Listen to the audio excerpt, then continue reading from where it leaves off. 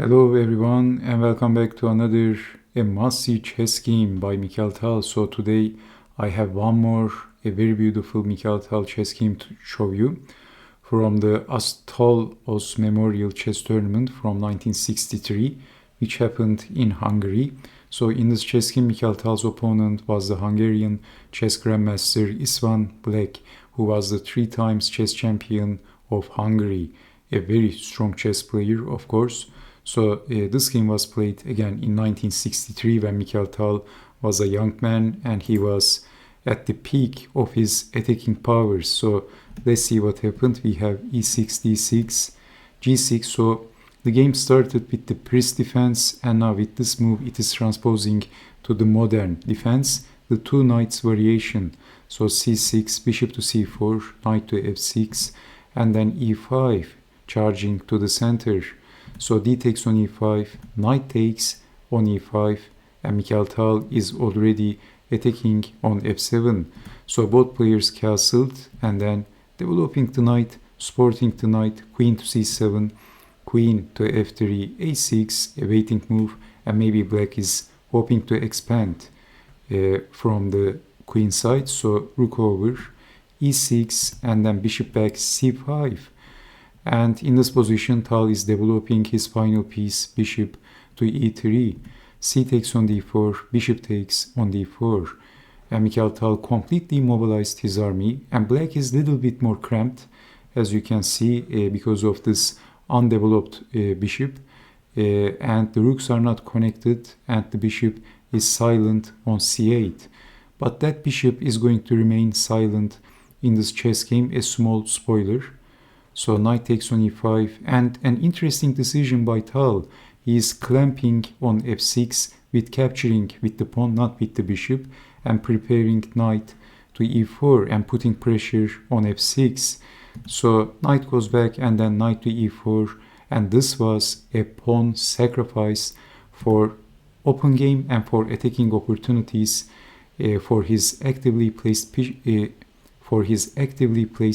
pieces, and this was Mikhail Tal's idea.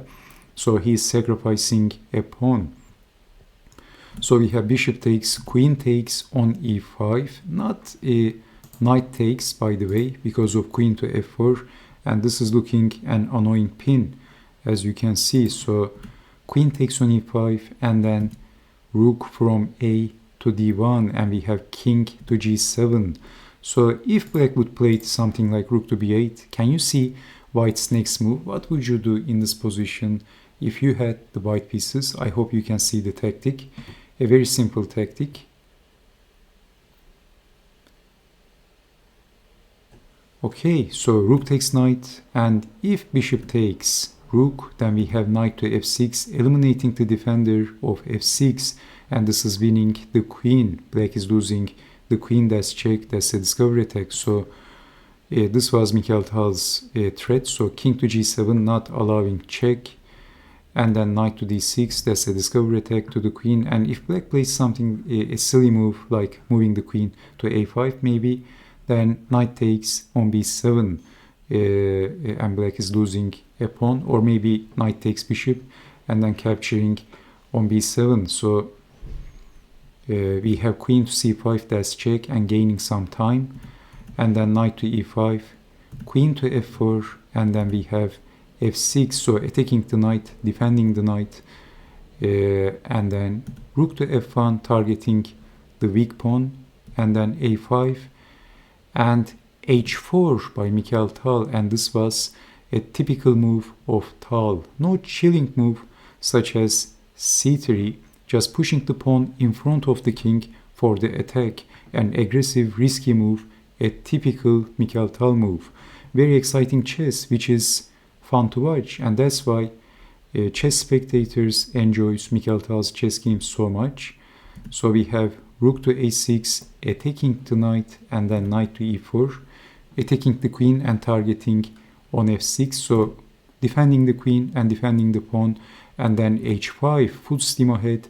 h6 is a threat, and after king moves, capturing the pawn with the knight is the idea, and undermining this knight on e5.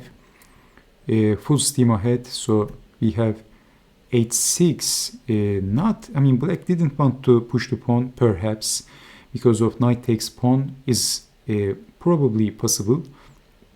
And if pawn takes knight, then queen takes knight. So maybe this is why black is playing h6 and fixing the h-pawn. And then queen to g3. This was also a typical Mikhail Tal move. Now watch this position. Why not c3? It would defend the bishop perfectly, but this was a Mikhail Tal move again. So as it creates complications and it seems risky, as black can simply push the pawn and trap the bishop. And what will white do then after his bishop is getting trapped?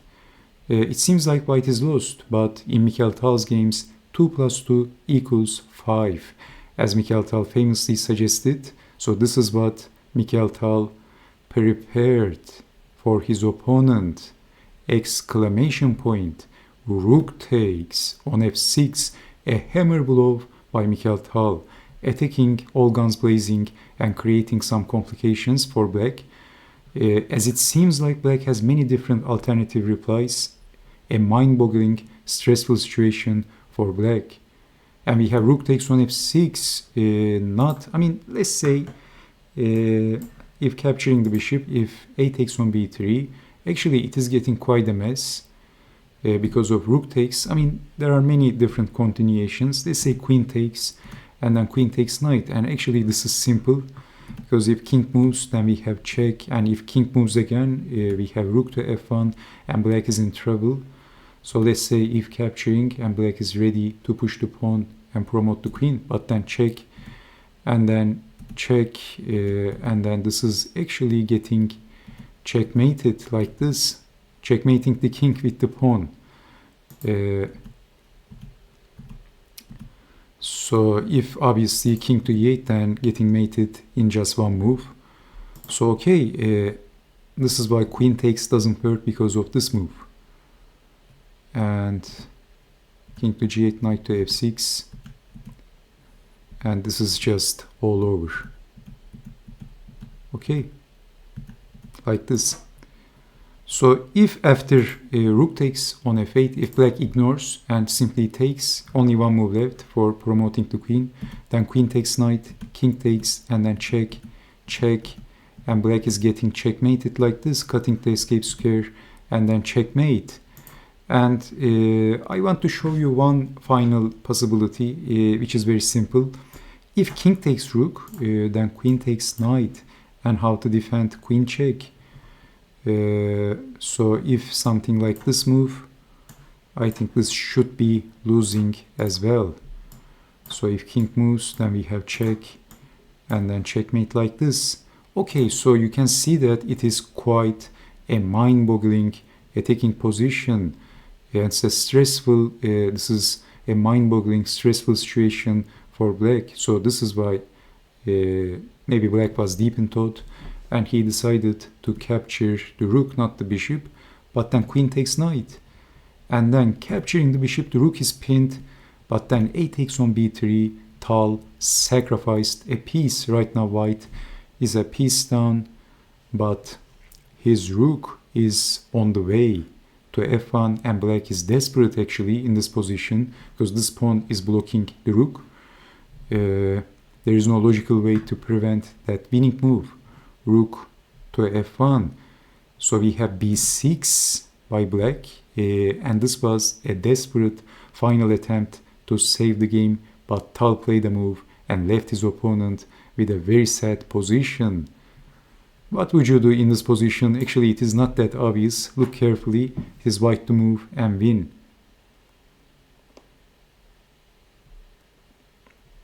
So would you play it basically rook to f1, or is there something else?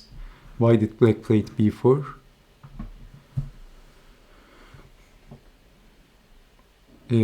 Why did black play it b6? I meant, actually, I told you the move b4 by Mikhail Tal, and black resigned in this position. This b4 move ruined black's day. But expecting Tal to miss rook to a5 was a wishful thinking for black, because this was Black's idea. I mean, he pushed the b pawn, but had Mikhail Tal played rook to f1, then rook to a5, and actually, as you can see, defending the queen, and the tide is turning. Actually, this turns the table. So this is why. In this position, after b6, Mikhail Tal simply pushed the pawn, exclamation point, and Black resigns in this position. This b4 move ruined Black's life, obviously.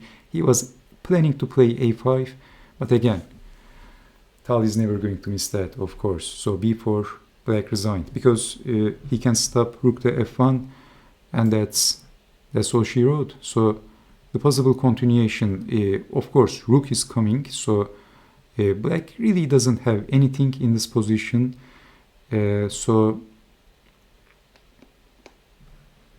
if Black plays something like this, then rook to f1, rook takes, and then that's game over, of course. Rook takes, rook takes, rook takes check, and then after king moves, we can take the rook, and this is winning for white, I think.